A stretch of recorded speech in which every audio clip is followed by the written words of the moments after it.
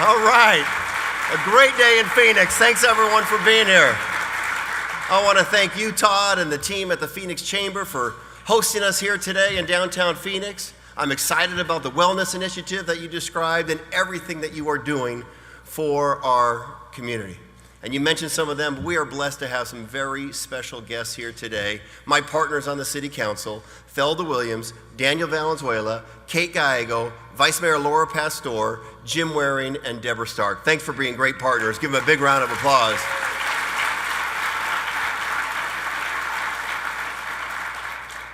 And he couldn't be here, but I wanted to be here, my friend, Governor Stephen Roe Lewis, a truly visionary leader, especially when it comes to water policy. I'm proud of the work that Phoenix and the Gila River Indian community are doing together. In his absence, let's give a big round of applause.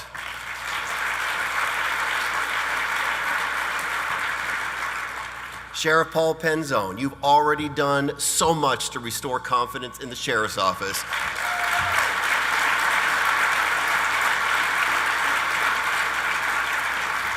Closing Tent City was the right thing to do, and your leadership has made us a safer community.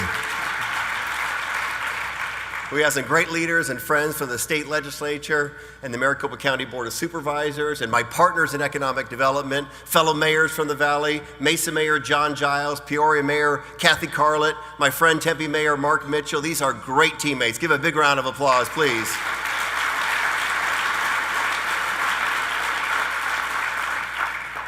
The guy that gets stuck working every day, our city manager, Ed Zerker. He does a fantastic job leading the best employees any mayor or city could ask for. Thank you, Ed Zerker.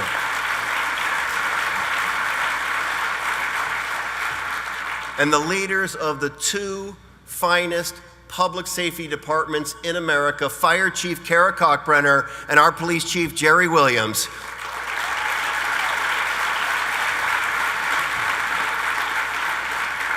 Two homegrown talents who rise to the occasion every day to protect and serve our community. I'm a grateful mayor. Thank you, Chiefs. And our great partner in workforce development, Maricopa County College Chancellor Maria Harper Merrick. Dr. Maria Harper Merrick, thank you for all you do. We couldn't achieve our success without you. We love our community colleges in Phoenix. And one more, you're all special guests, but one more particularly special guest. My dad, Fred, is here today. Dad, thank you for being here.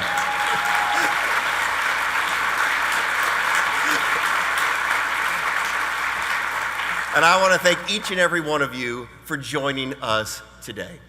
This is the 6th time that I've stood before you to report on the state of our great city, to reflect on our challenges and opportunities, and to share our progress. And when I think about our future, I think about those who came before us. We may be a young city, but the story of Phoenix is rich with history. We've always been home to innovators. It began centuries ago with Hohokam engineers who moved water better than anyone in the world with a 135-mile canal system that brought life to our region. We saw it all again when a pair of entrepreneurs built Phoenix's first electric streetcar system 100 years before light rail opened new possibilities. And we're inclusive as a city. 65 years ago, local civil rights leaders Eleanor and Lincoln Ragsdale and the NAACP persuaded a Phoenix City Councilman named Barry Goldwater to join the fight to desegregate Phoenix schools a full year before Brown versus Board of Education. And through a ballot, please.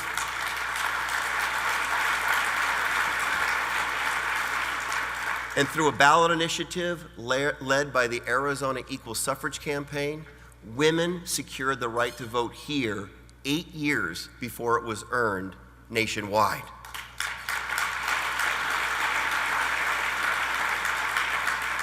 These qualities are at our core. They're in our DNA. And although there are times where we have fallen short, today they are as alive and well as they have ever been. For more than 5 years now, we have charted a course true to those values. A city that welcomes everyone, respects everyone with a more innovative economy that creates real opportunity for everyone. We see it in Phoenix's new economy and the better jobs we're creating.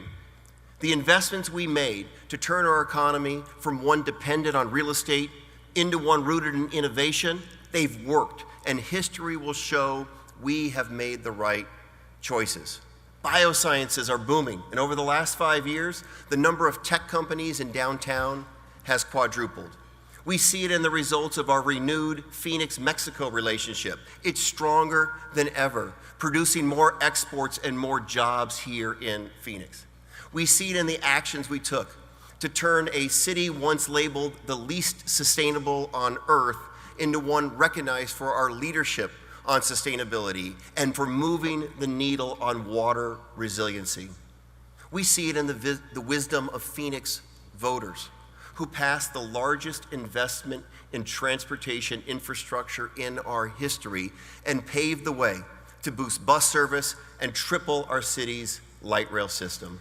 We see it in the outcome of our city's anti-discrimination ordinance. Today, Phoenix is one of the most welcoming cities in the country for our LGBT brothers and sisters. And our perfect score, 4 years in a row from the Human Rights Campaign, tells the world that in this community, you are valued no matter who you are, where you're from, or who you love.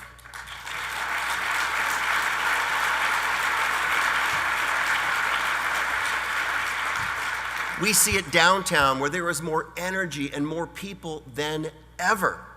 You can feel it.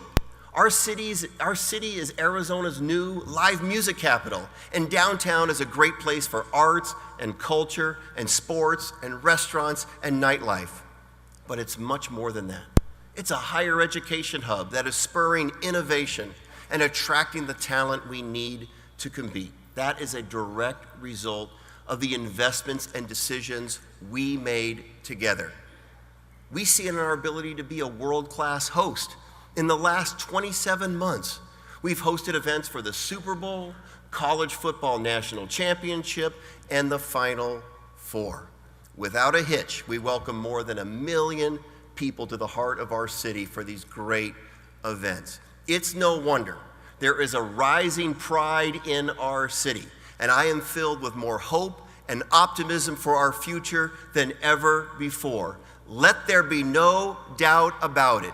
We are writing the greatest chapter in Phoenix history right now.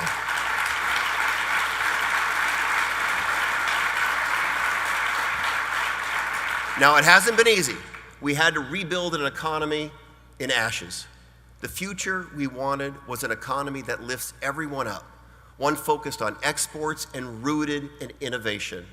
To get there, we had to make some changes. Our relationship with Mexico, our largest trading partner, it didn't go up in flames because of the recession. That was a case of arson. Mexico was told by our state legislature, "We don't trust you. We don't want to do business with you." So while others hid behind politics, we crossed the border, extended our hand, and said, "We are in this together." And you stepped up too. We worked with Tucson Mayor Jonathan Rothschild and the city of Tucson and led multiple trade delegations, along with the Greater Phoenix Chamber, the Arizona Chamber, the Hispanic and Black Chambers, Visit Phoenix, GPEC, and so many others in the business community. We opened not one, but 2 trade offices in Mexico City and also in our sister city of Hermosillo. We listened, we answered tough questions, and we sent the message that everyone benefits when we work together.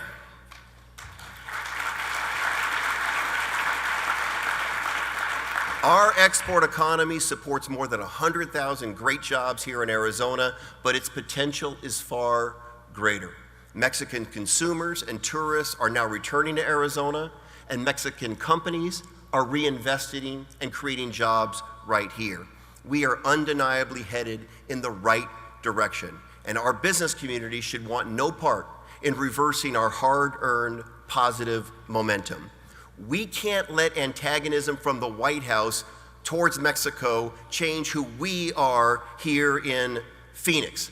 That's why last week our city council voted to ensure that our police department won't be part of any mass deportation force. And we can't undermine public safety, and we refuse to tear families apart.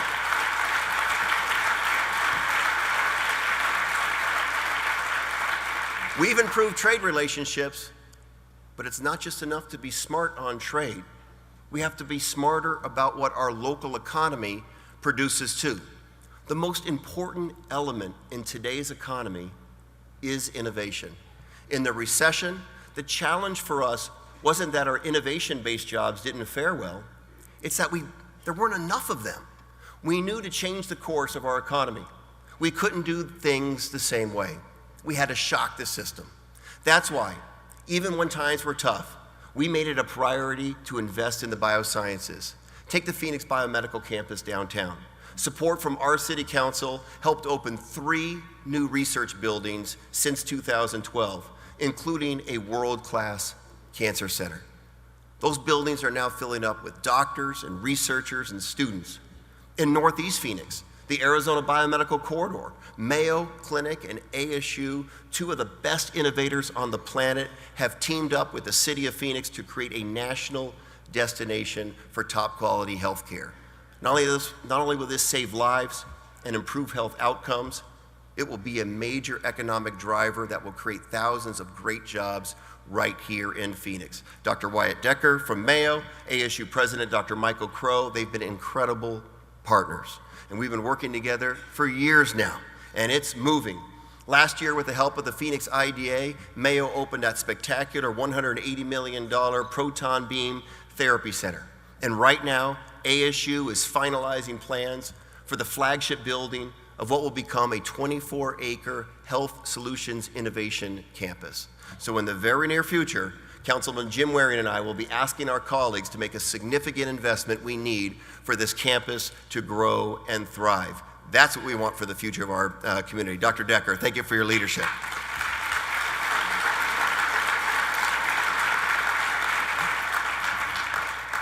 To get what we want for the future for our community, we need to fuel that ingenuity, that spirit of ingenuity and innovation that has defined the greatest chapters in our city and our state's history.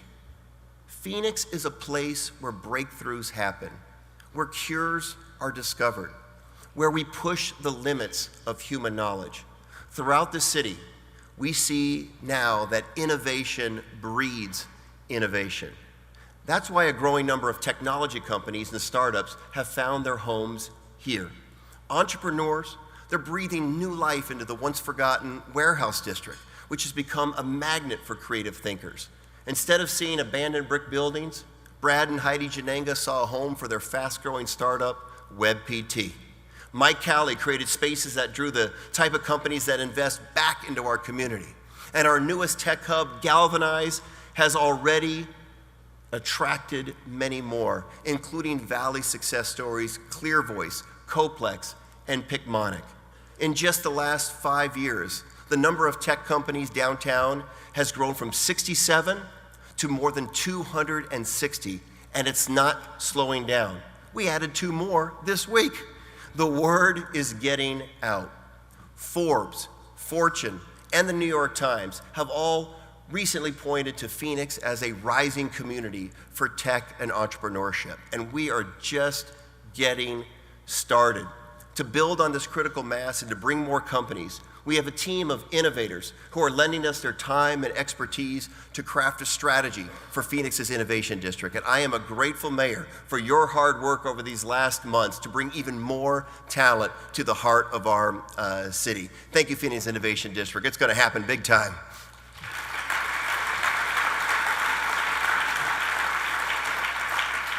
I know that in an economy with real opportunity for everyone, prosperity and good jobs can't be limited to only certain parts of our region. It's time for us to do more in the West Valley in particular. Nearly half of the West Valley workforce commutes to other parts of the valley each day. That's a lot of talent and a lot of valuable time wasted behind the wheel. The new 202 freeway is under construction, and that offers us a rare opportunity to create jobs in a vast new employment corridor. We're not going to let this opportunity pass us by. We are creating the South Mountain Technology Corridor near the freeway alignment in West Phoenix along 59th Avenue. It will be a great area filled with modern business parks for advanced manufacturing, business services, and emerging industries. Think of it as the Price Corridor for the West Valley. And we have to get it right. It will mean tens of thousands of jobs over the next 20 years. This will be a game changer, not just for the West Valley, but for our entire region. I'm excited about this project and working with Chris Mackey and our team to get it going. In Phoenix, please.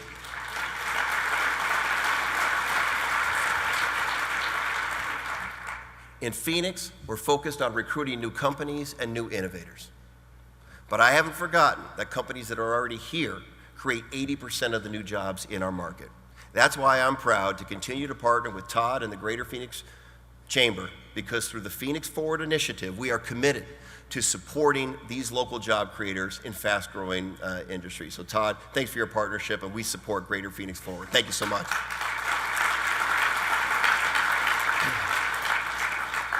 Every day, I talk to people who are blown away by what's going on in Phoenix, and it's especially noticeable in downtown. It's become a place where we can go home, get to by light rail, walk with our families, catch a game, eat at an award-winning restaurant, rent a bike, or go to class. With an arts and culture scene brought alive by events like First Friday and the incredible exhibits at the Phoenix Art Museum, a bustling downtown benefits everyone. And there are some people who saw downtown's potential before almost anyone else. Visionaries like Charlie Levy, who looked at an old repair shop and transformed it into the Crescent Ballroom. He's given us the Valley Bar and Viva Phoenix, and soon the Van Buren. And that Midas touch turned Phoenix into the live music capital of Arizona. At the arena, Ralph Marchetta is booking the biggest acts in the business.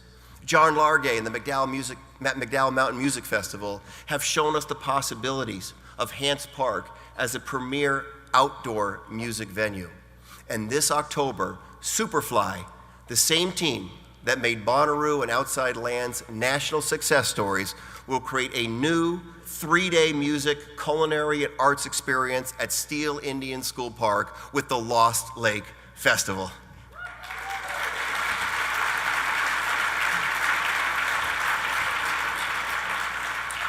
This surge in great culture is making downtown a place where people want to live again. That's why you see new housing and construction everywhere you look. We need that new space because downtown's vacancy rate is the lowest in 2 decades. Just 2 weeks ago, on a vacant lot in the heart of our city, Red Development broke ground on a project that will bring more than 300 residential units and 150,000 square feet of creative office space. But more importantly, it will be the site of a downtown Fry's grocery store. It's happening, it's broken ground. So much is happening, but at the same time we're making progress, we have to prepare for our future. Downtown's strategic plan hasn't seen an update for too long. We're going to hit that refresh button. And with the leadership of Councilwoman Kate Gallego and Councilwoman Deborah Stark, as well as Downtown Phoenix, Inc., leading the way, we're going to have a new, exciting plan by the end of this year. Thanks for your leadership, council members. It's going to be a great plan for our downtown.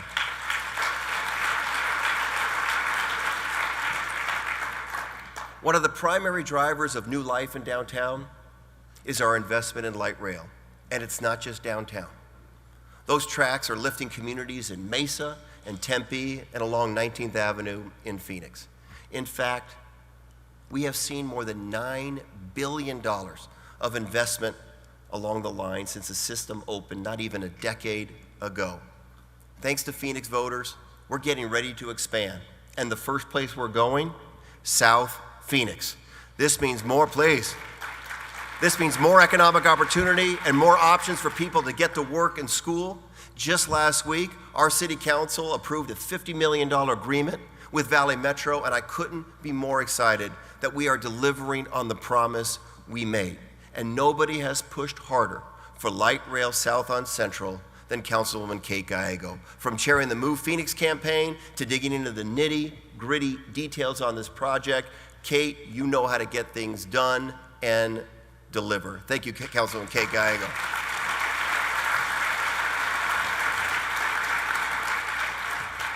And Proposition 104, it's making a real difference for everyone.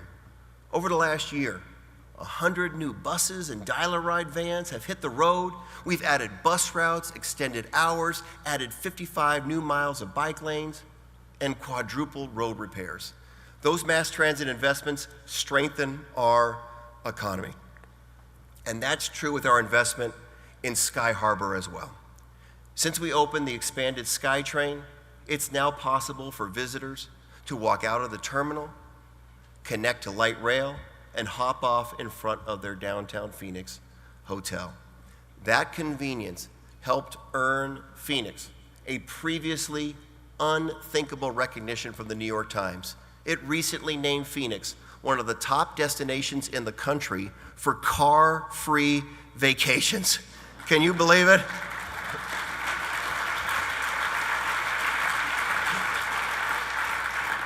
A newly modernized Terminal 3 will make Sky Harbor even more competitive. And in the new space, we're going local, just like we did in Terminal 4, where homegrown legends like Deluxe and Four Peaks and Blanco greet out-of-towners to our state.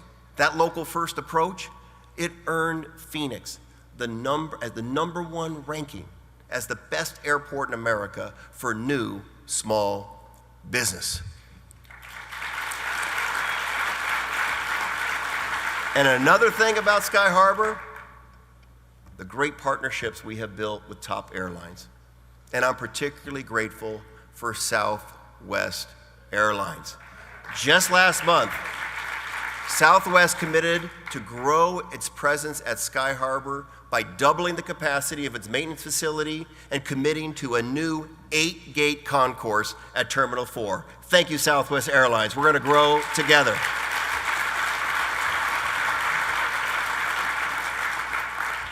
The success of this incredible economic engine for our state is because of years of thoughtful, dedicated leadership. And no one on our city council has fought harder for Sky Harbor than Thelda Williams. If you like what's going on at the airport, thank Thelda, and let's do that right now. Thelda Williams, we appreciate your leadership.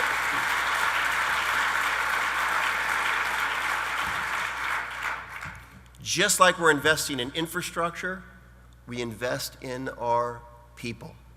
We can only sustain an innovative economy if young people are learning the skills they need to succeed.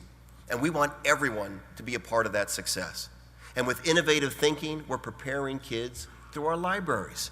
Because of the vision and leadership of Councilman Daniel Valenzuela, Code Phoenix, a great public-private partnership, is tackling the skills gap and making technology education accessible to anyone who wants to learn.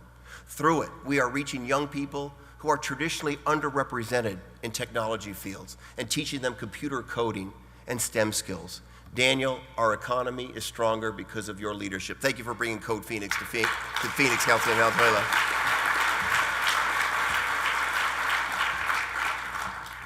One other thing about Phoenix, we don't leave anybody behind. That's why when President Obama challenged communities to do more through the My Brother's Keeper initiative, Phoenix didn't just step up. We created a model program for the country. Phoenix business leaders are now working with neighborhood leaders, clergy, and educators to mentor young men of color, making connections to education and job opportunities that will help them reach their vast potential. When they win, Phoenix wins. And that program wouldn't have happened without the leadership of Vice Mayor Laura Pastor, which she has led the way, the whole way on this issue, and she is here today with a group of MBK mentors that she personally recruited to make sure that program is a success. Laura and many of those mentors, thank you for your leadership. We appreciate all you do.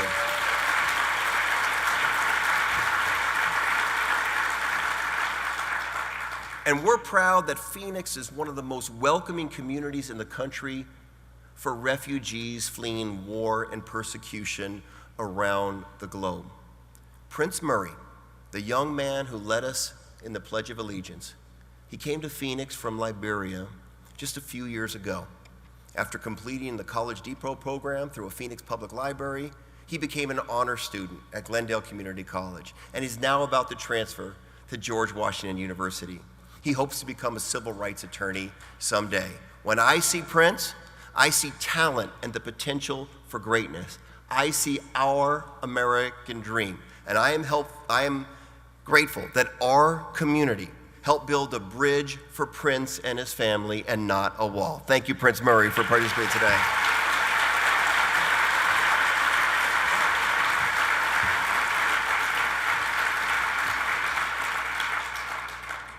We're leading our economy in the right direction, but little of it will matter unless we protect our water supply. It's no longer enough for cities to simply deliver water. We have to lead the way on water planning and conservation. It's the lifeblood of our economy, and the communities that fail to prepare for the impact of a changing climate will face the consequences. That starts by ensuring the long-term health of the Colorado River. For 3 of the past 5 years, the Colorado has topped the list of the most endangered rivers in the nation. And Lake Mead is barely at 40% of capacity. These are perilous warnings that we can't ignore. Instead of a management approach that shifts from year to year, this challenge demands smart, strategic, long-term planning. We can't shift course simply because we had one good winter snowpack. Now, more than ever, we need broad-based system conservation that brings more stakeholders to the table to find system-wide solutions. That's exactly what we're doing in Phoenix. There's a lot of talk about the divide between rural and urban communities. But when it comes to water in Arizona, we work together because resiliency is a challenge we must all rise to. That's why we created the Colorado River Resiliency Fund and why we teamed up with Salt River Project to improve watersheds and forests hundreds of miles beyond Phoenix city limits. A healthy Oak Creek Canyon, Verde Valley, and the Coconino Forest are all essential for all of us. So big cities and rural cities have so much in common here, and water cannot be a zero-sum game. We also know that the solutions we need can't be achieved by a single stakeholder. We have to innovate together. And the recent historic agreement Phoenix made with the Gila River Indian community and others to conserve additional water in Lake Mead is an example of how to get things done right. Thank you, Gila River Indian community, for your partnership so much.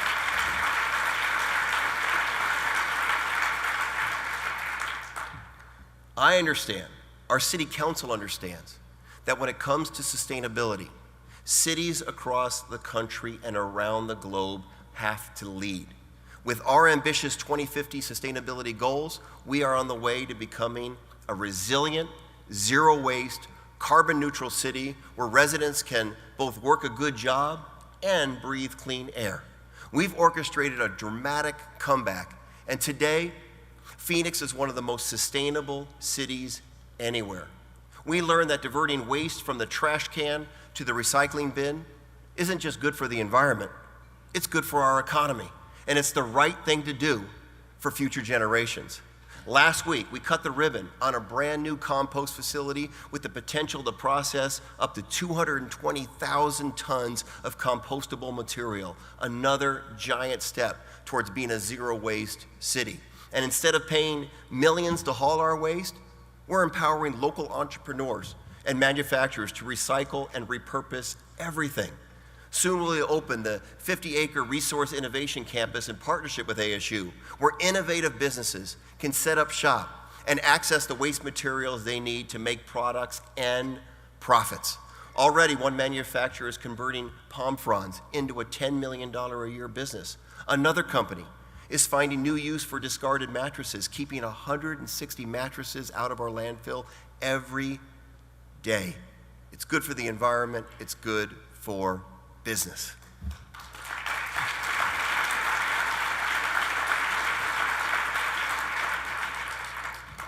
There is no doubt that we have shaped a city hall that does more than ever before, investing in our economy, boosting trade and education, leading on water and sustainability.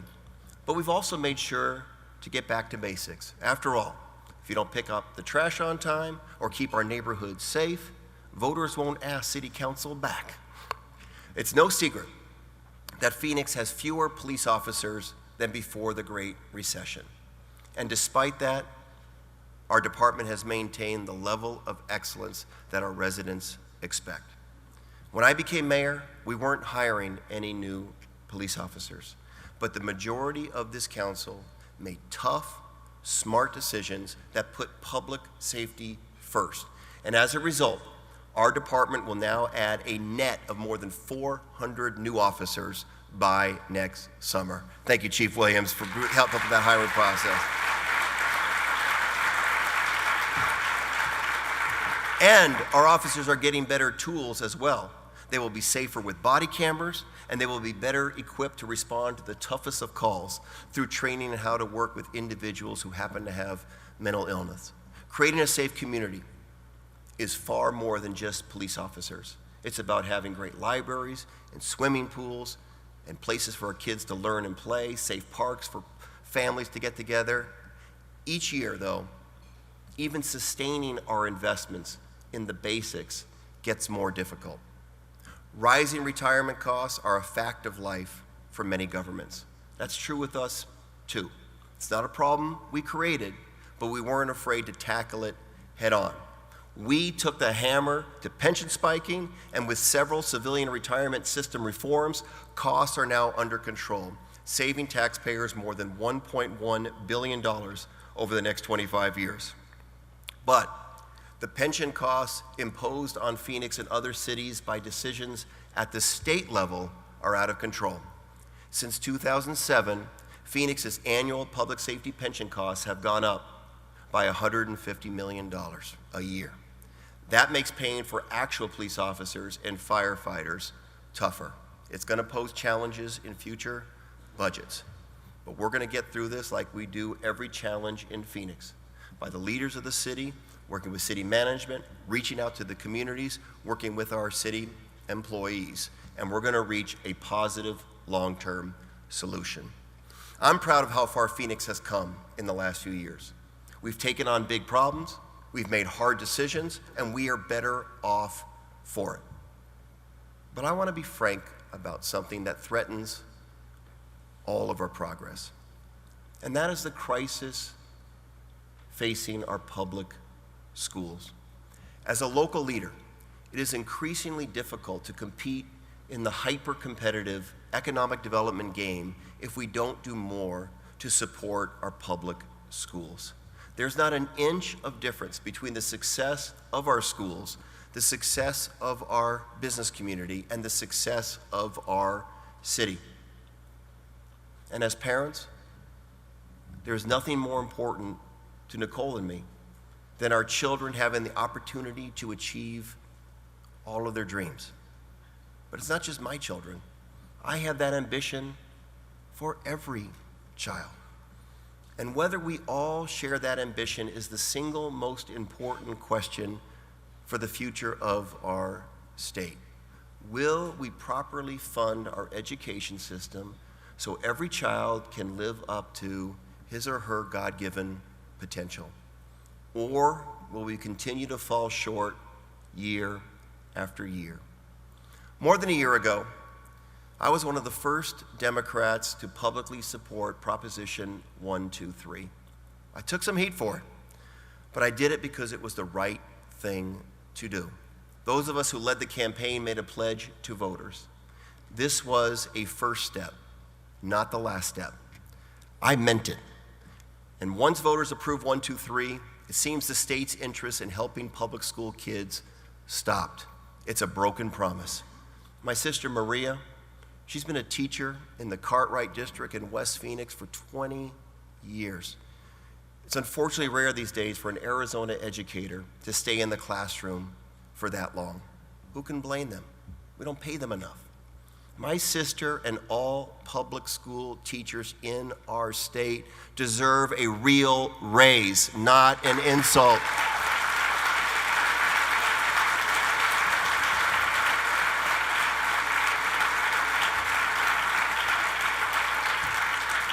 And expanding private school vouchers on the backs of public school kids will only make matters worse. It's apparent to me that those in the state legislature are not listening to voters, to teachers, they aren't listening to parents, but they will listen to you, our business leaders. And we need business groups to put more effort towards fighting for our public schools. This year, I wish as much effort went into fighting for our children as went into restricting the state's initiative and referendum process. I'm asking you,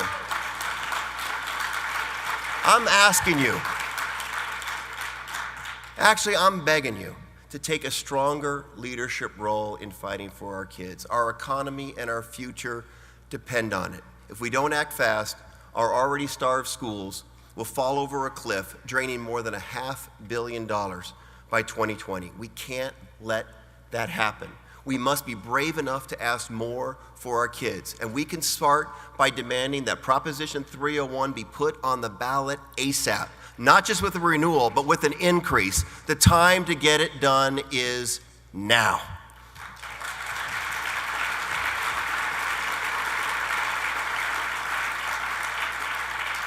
By now, most of you know me pretty well. A kid who grew up in a working class neighborhood on the west side of Phoenix.